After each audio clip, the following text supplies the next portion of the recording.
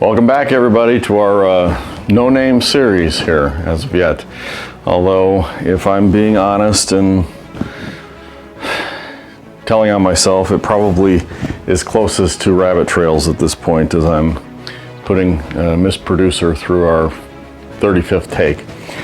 Anyway, this is probably this is our Memorial Day weekend edition, probably our maybe second to last before we can all meet together in person, though we are planning on keeping going with this series. Today we're going to talk about Memorial Day, and for us I would just say Memorial Day is a very, very special weekend in our home. 16 years ago on Memorial Day, our producer was born.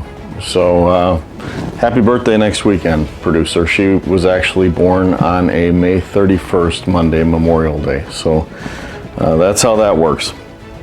It was a good weekend. Gonna give you some numbers today as we talk about Memorial Day. I want to give you a little bit of background too without getting too far into things. Memorial Day started following the Civil War. Didn't initially start as Memorial Day, was not initially started by the government, but it was started by people that had lost loved ones, as so many did through the Civil War, putting decorations out in their streets, homes, towns, and of course on the grave sites of those fallen loved ones. That started somewhere around the end of the 1800s or beginning of 1900s and carried on until 1971 when finally a federal law was enacted and it became a national holiday that we celebrate on the last Monday of every May. Memorial Day is typically celebrated by getting out the grill, the jet skis, boats, and kicking off summer with parties and barbecues and all the rest. But I think Memorial Day really probably deserves a little bit more of a somber tone as we talk about it, because this is the one where we are remembering our men and women in service who were lost through wars, protecting, founding, saving, helping, whatever, across the world. Memorial Day is a day when we should all stop and think about family that we've lost, or just really regarding those who made the ultimate sacrifice for what it is. It is interesting that Decoration Day, where this all began, has even become kind of a little bit of a war, with the South saying we started it first and the North saying we started it first. And I'm going to talk just briefly about that, but first I want to give you some numbers. From the beginning of our country, the very first moment there when we decided to claim our independence in the Revolutionary War, we lost 4,400 and some odd soldiers. Sounds like a small number to revolt against a nation and separate yourself.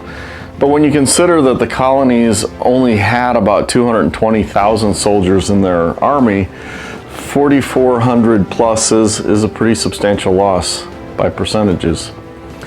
Those men, of course, we know many of the stories of the Revolution.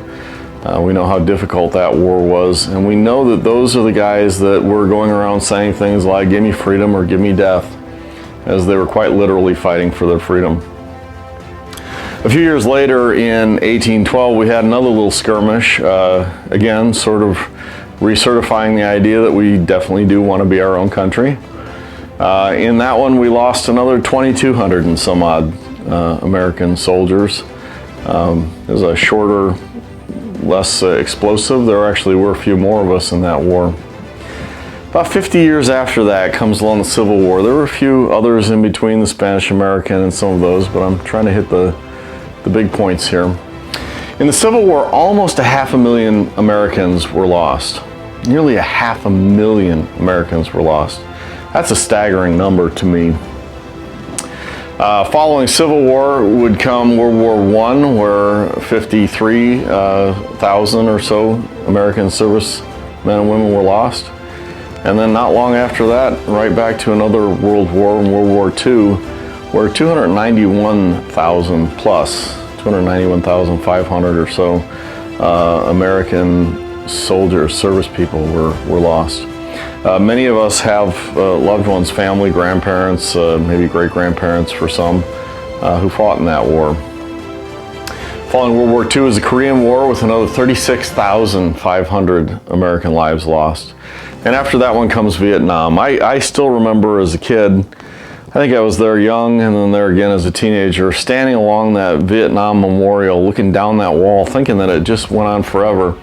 Can't imagine the names with tight spacing filling that wall as it goes. Almost 60,000 Americans lost in Vietnam. I'm taking these numbers from the Department of Veteran Affairs, and I'm only using in theater numbers because I really wanted to understand that life lost in battle or in related cases. After Vietnam War changed, we had a Cold War, nobody tracks, and then we had Desert Shield, if anybody remembers that, in the early, I think 1990, somewhere around there. We lost 383 men and women in the Vietnam War.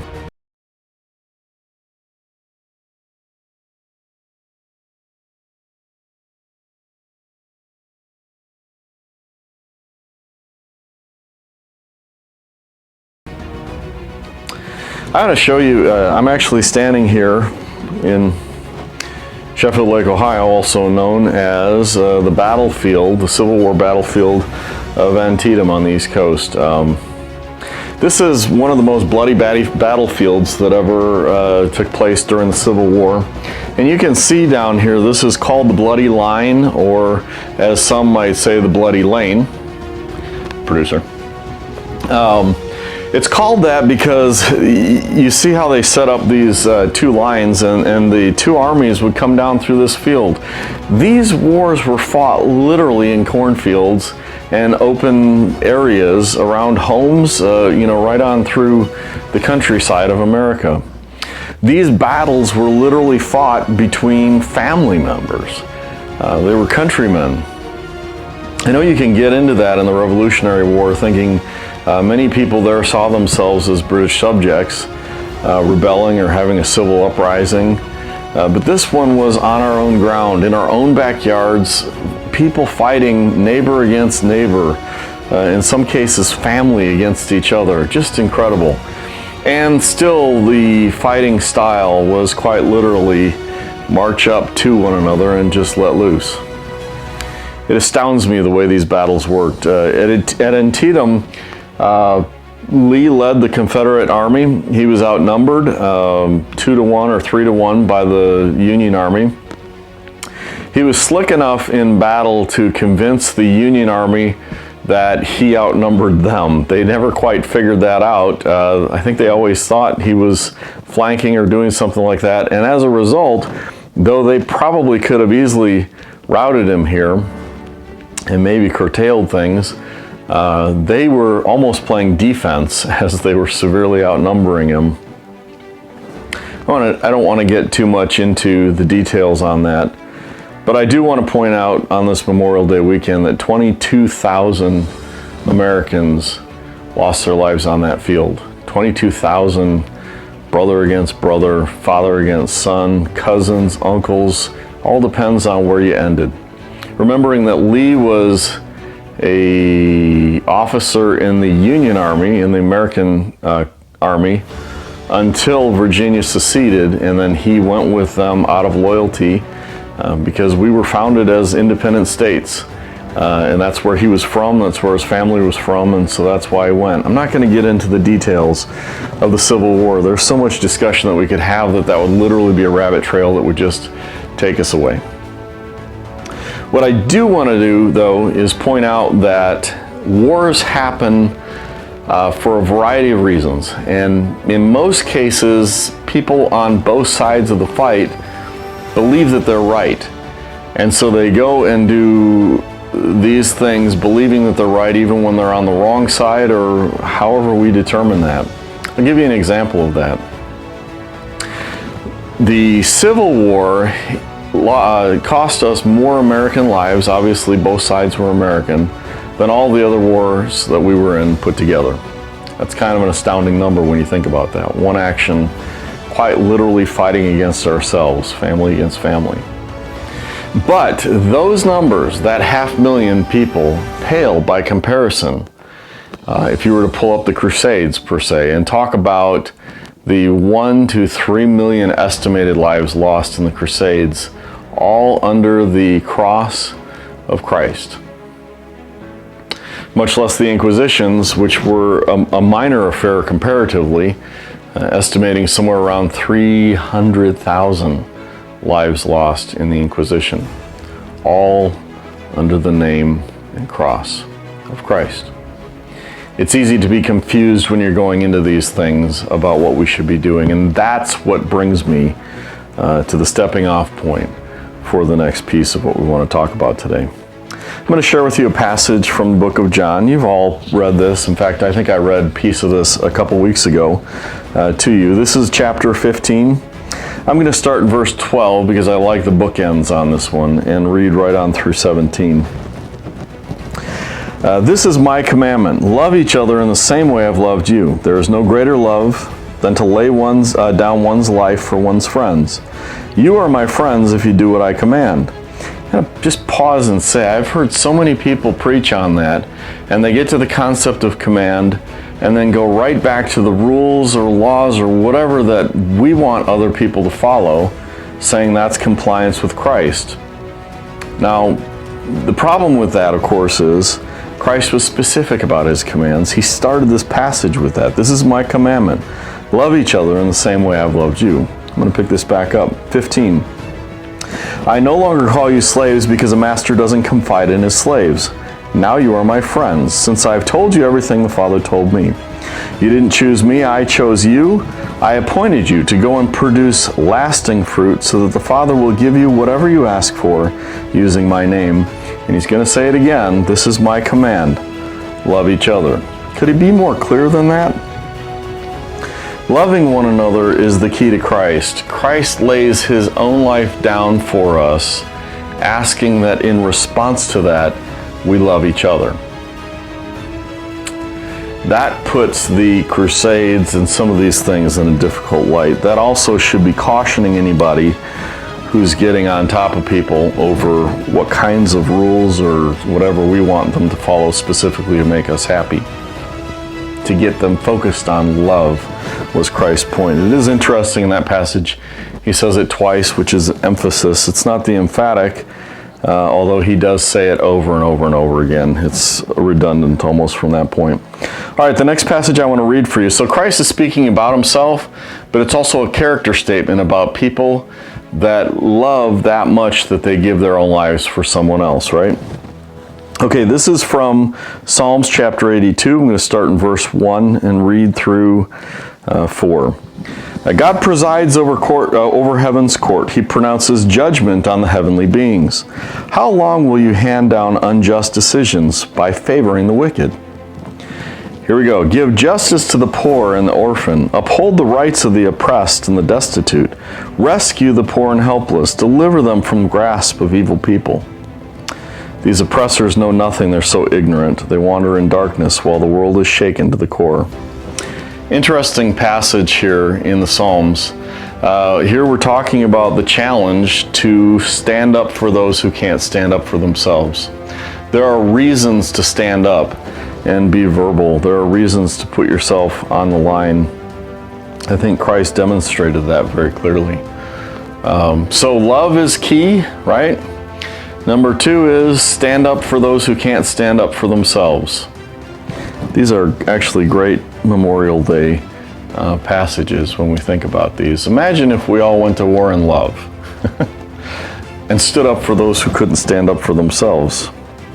All right, I'm going to read you one chapter out of the Bible now in wrapping this up. I had thought about picking and choosing, but there's just no good way to do it, and I want context for you on this as well. This is Romans chapter 12. And so, dear brothers and sisters, I plead with you to give your bodies to God because of all he has done for you. Let them be a living and holy sacrifice, the kind he will find acceptable. This is truly the way to worship him. Be a living sacrifice. So this is almost even, if we take our author here, someone who was very religious, all full of religiosityness. Am I okay, producer? Yeah? Okay. All right. She lets me make up words right now as long as I tell you all I'm speaking Danish and you can kind of understand where I'm going with that. religiosityness. He was trained in the ways of religion. He was steeped in the culture. He believed that that was everything until he encountered Christ on a road, and he was broken down to the point of recognizing his life was lived in reliance on Christ. His life was not lived to save himself, because that was something Christ did for him. And so it was easy to put himself aside then for others. And that becomes the point here. And I want you to watch this, because I think people misunderstand this passage. If you read this from the original Greek, if you read it from different translations through, and if you compare it to the life of Christ, what is a living sacrifice? Being the same person Christ was, not to death, but to life, giving of yourself constantly for others. Think about Christ's words about those who seek to be first will wind up being last. Those who seek to save their lives will lose them. But those who lay down their lives for another will find that they've gained it eternally.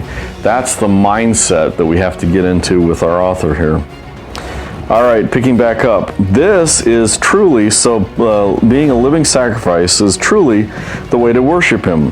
Don't copy the behavior of the customs of this world, but let God transform you into a new person by changing the way you think, into that road less traveled, not judging others, but doing for others kind of person. Then you will learn to know God's will for you, which is good and pleasing and perfect. Because of the privilege and authority God has given me, I give each of you this warning. Watch this. Don't think you're better than you really are. Be honest in your evaluation of yourselves, measuring yourselves by the faith God has given us. Just as our bodies have so many parts and each part has a special function, so it is with Christ's body. We are many parts of one body, and we all belong together, connected. In his grace, God has given us different gifts for doing certain things. So if God has given you the ability to prophesy, speak with as much faith as God has given you. If your gift is serving others, serve them well. If you're a teacher, teach well. If your gift is to encourage others, be encouraging. If it is to give, give generously. If God has given you leadership ability, take responsibility seriously.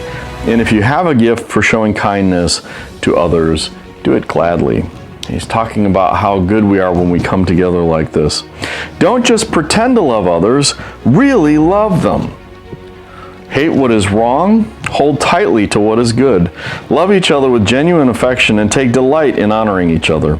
Never be lazy, but work hard and serve the Lord enthusiastically. Rejoice in our confident hope. Be patient in trouble and keep on praying. When God's people are in need, be ready to help them. Always be eager to practice hospitality. Don't get hung up there. A lot of folks stop there. You got to keep going. Bless those who persecute you. Don't curse them. Pray that God will bless them too. Be happy with those who are happy, and weep with those who weep. Live in harmony with each other. Don't be too proud to enjoy the company of ordinary people. I just love this as he goes on through here. And don't think you know it all. Imagine if we lived that way. It would be hard to get into fights with other people, wouldn't it? They'd have to be really trying to fight with you. Verse 17, never pay back evil with more evil. Do things in such a way that everyone can see you're honorable. Do all that you can to live in peace with everyone. Dear friends, never take revenge. Leave that to the righteous anger of God. For the scriptures say, I will take revenge. I will pay them back, says the Lord. That is going to be another one of these pieces. I'm going to talk about God's revenge. If your enemies are hungry, feed them. If they are thirsty, give them something to drink. In doing this, you'll heap burning coals of shame on their heads. Do not let evil conquer you, but conquer evil by doing good. This Memorial Day, I want us to honor those who gave their lives to fight for freedom. I think we should honor those who stand up for the oppressed and the poor and the people who can't stand up for themselves. But particularly as Christians, I'm asking that we take these passages, which are all very good Memorial Day passages, to heart. That we be people who stand up for what's right, that we hold up those who can't stand for themselves, and that we offer ourselves daily, not as a death sacrifice, but a living sacrifice, They're to represent the one who saves us each and every day and wants everyone else in the world around us. It's my prayer that in service, we could find out what it really means to be a sacrifice. That's all I have for you this Memorial Day. Thank you so much. God bless, and we'll see you soon. Bye-bye.